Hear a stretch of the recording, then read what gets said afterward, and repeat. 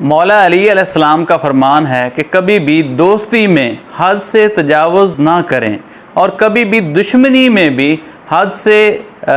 तजावुज़ ना करें।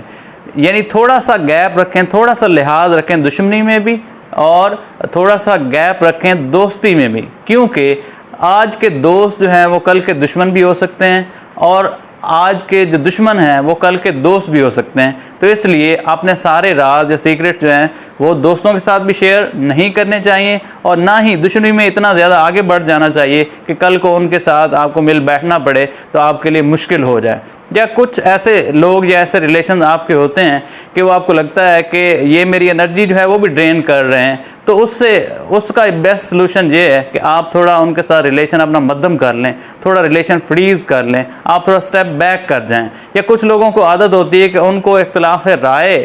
की बजाय वो इख्तिलाफ ज़ात रख रहे होते हैं या वो बहस कर रहे होते हैं, तो वहाँ अपनी एनर्जी आप वेस्ट करने के बजाय उसका बेहतर तरीका यही है कि आप थोड़ा स्टेप बैक कर लें और